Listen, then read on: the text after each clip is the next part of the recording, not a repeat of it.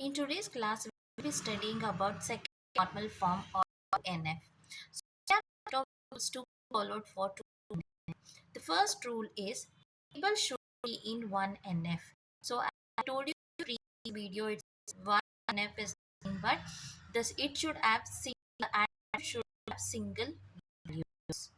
And attribute name domain should change. So, for the table for 2NF, it should be in 1NF. The second rule is no partial dependency. So, before knowing what do you mean no partial dependency, let us know what you mean by dependency. So, dependency is also called as the functional dependency. So, all the columns in a particular table are dependent on one primary key. So, as I told you in the previous classes, that a particular table can consist of many keys which is used to uniquely identify a particular table. But when it comes to functional dependency, all the columns or the attributes are dependent on only one primary key. On if you depend on one primary key, then you can call it as dependency. So what do you mean by partial dependency? Partial dependency is when there are two or more primary key in one particular table. When we have two or more primary key, then they are called as the candidate key. So partial dependency is nothing but when you have two or more primary key in a single table, it is called as partial dependency.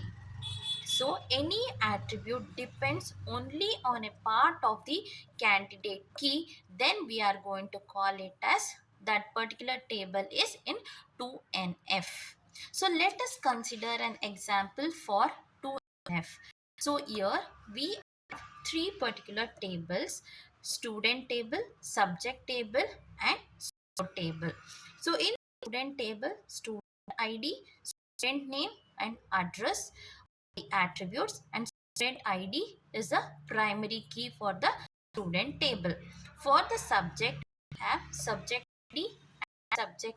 So we have only subject ID. It is functional dependency. It is fully dependent on single primary key. So student and subject both tables are dependent on only one table. So they are functional dependency, fully dependent.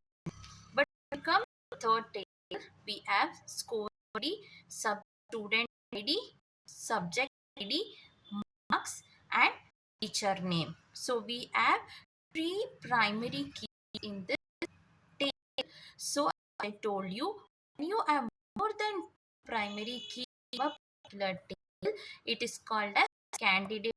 That means this particular table is partially dependent on this attributes. So when we have more than one primary key, we need to read that one to NF. No, should not contain any dependency. So as I told you, you can see here, marks is always mark is dependent on which one mark in the table. Mark is dependent on subject ID. It is not dependent on student ID or school ID. For example, DBMS marks is 80 marks. For is 80 marks. So marks is only dependent on subject ID. Okay. So next comes the teacher name. So teacher name is dependent on subject ID as a student ID. So is teacher name of the teacher dependent on marks. Obviously, the subject dependent on the student ID. It is depending upon two of the attributes. Without knowing the subject ID, we will come to know mark that particular subject. So the teacher is dependent on two attributes, the subject ID and the marks. Mark is dependent on only one attribute, that is the subject ID. The teacher is dependent on two attributes. We need to reduce them to NF. There is no partial dependency. So you see school table is been here, and you can score table. So your core ID, student ID, ID, and marks is dependent only on subject ID. Teacher name. Teacher name will go to student. Will go to the subject table because student teacher is dependent on the subject name and the subject ID. So if teacher is teaching particular subject, then we will come to know what is marks for particular subjects.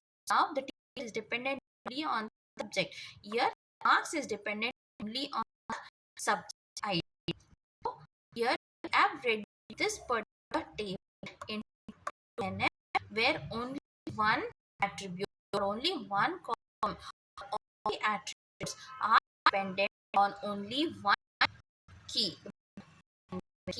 Teacher is on the subject ID. So whichever the subject she or he and is dependent only on the subject.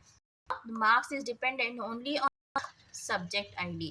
So here we are making the bigger tables into smaller tables. The process of normalization is nothing but reducing bigger table into smaller table.